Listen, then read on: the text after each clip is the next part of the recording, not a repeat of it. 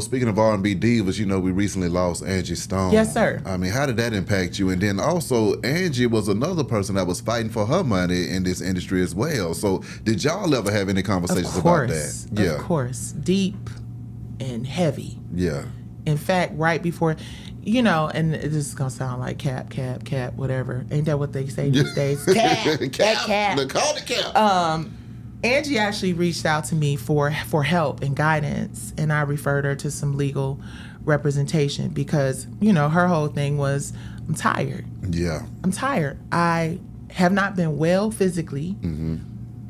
When you're faced with your mortality like that, thank God she got through that part of her journey. Yeah. But when you faced with your mortality like that, you start really thinking, she like, what am I leaving for my kids? What am I? Yeah. So she started doing her due diligence and her research, and she discovered that there was some inconsistencies, right?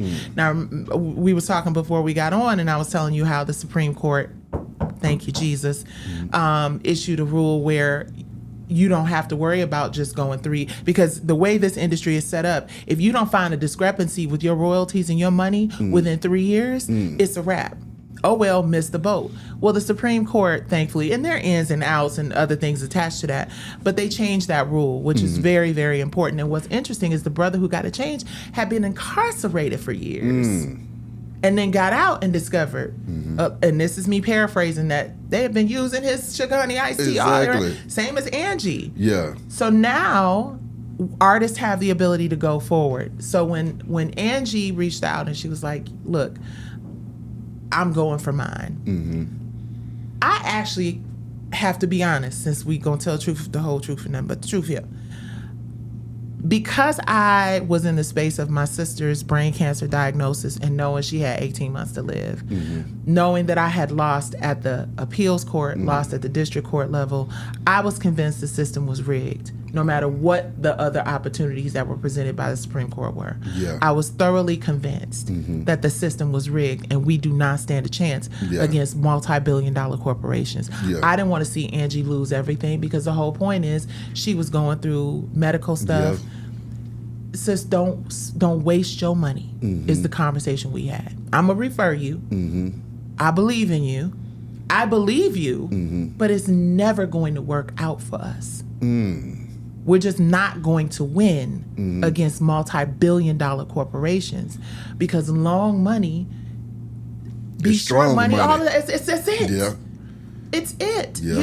I'm thinking, no, I'm going to get a jury. No, ma'am, you're not going to get anything. In fact, if you don't shut your mouth, we're going to stick you with some more money.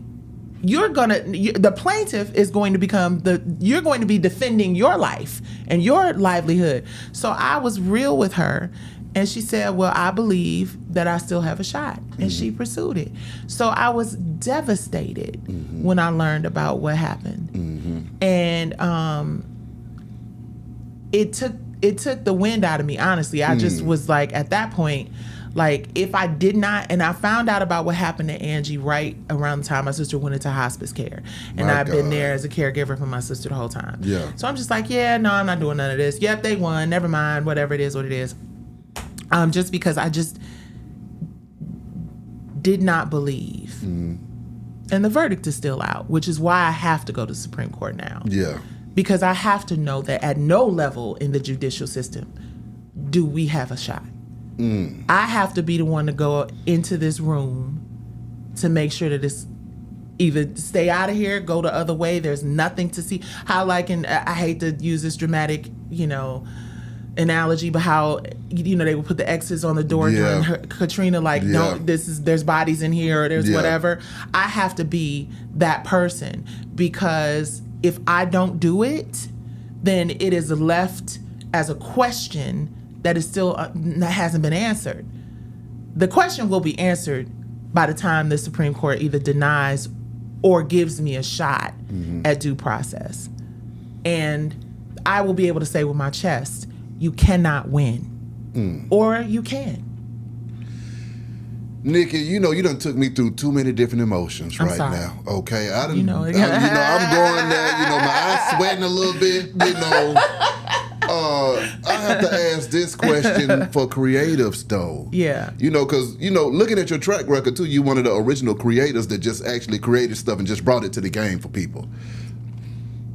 if the game is rigged, if we're going to court and we can't even get a trial, then what's the point of even still creating and owning when you can easily be, hoodwinked by the industry at the end of the day? So the big lesson is this. So it's really a double-edged sword, right? I believe I saw Ava DuVernay say this: "Do the thing, just do it." Okay. Right? We have more Look at where you see what's happening here. So I think that we have to change how we view the big boys. Because listen, let me say this. Now, don't get it twisted. Losing at the judicial level does not mean that I'm losing at the public interest level, period. Of course not. Right? Yeah. Because at the end of the day, somebody got to lay on the sword, and I'm crazy enough to do that shit, period. Right? Yeah. Faithful enough. Come on. Lived a good life. Head be on the swivel all day. Yeah. But we got people that we don't play. Listen. Exactly. And watching everything and not talking a lot. Yeah. Right? Yeah. But I say it's not really gravy for them either. They're suffering. Okay. Right? Because karma is the great equalizer. You feel me? Yeah. It is the karma. It is the shit you do using your power and your money and your relationships.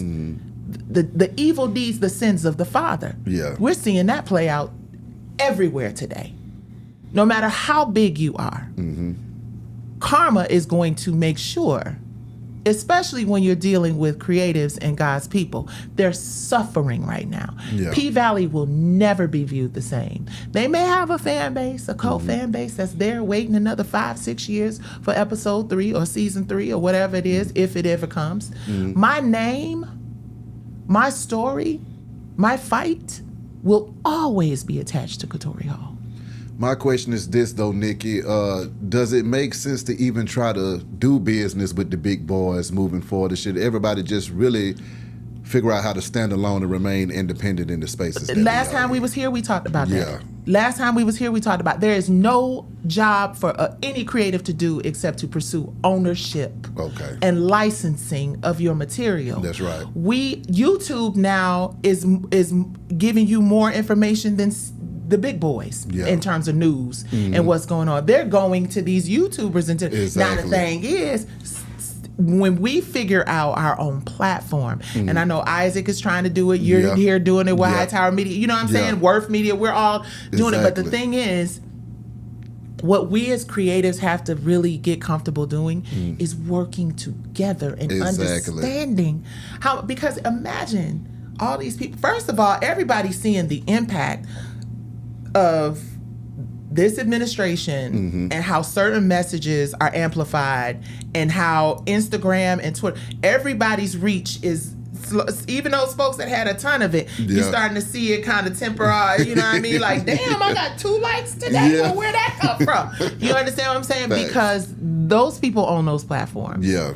And we get so caught up in wanting to show everybody, well, look at how are those likes how are they transitioning, or I'm sorry, not transitioning, how are they manifesting wealth for you and your family? Are you really getting paid what you deserve for that? But imagine if collectively we did focus like Bob Johnson did with BET back in the day. TV One, I always say, is one of the last Black-owned media companies. Everybody take your stuff over there. Yeah. Bring the eyeballs over there if you don't want to set up the infrastructure. It's already Kathy Hughes and Alfred Liggins have already set up the infrastructure. Thanks. You've already set up the infrastructure. Why are we afraid to partner with each other? Why are we afraid? The problem with R&B divas, 10 years have passed because of ego.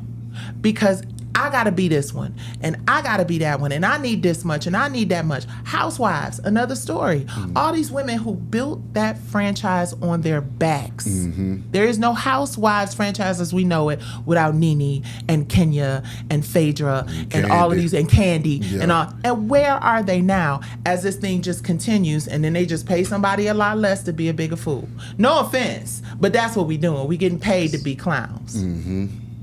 We're not being paid to be owners because that ownership shit is not glamorous. It is going to court and realizing you can't go to trial. It is going to the Supreme Court with no money in your pocket and a pocket full of faith. You understand what I'm saying? We want to be celebrated and praised, and now we finding out this shit we paying $5,000 and $15,000 for these bags ain't even. That is what this industry is. Ooh. What we discovered about these luxury items. Ooh. That is what this industry is. Smoke, mirrors, and a vapor. Ooh.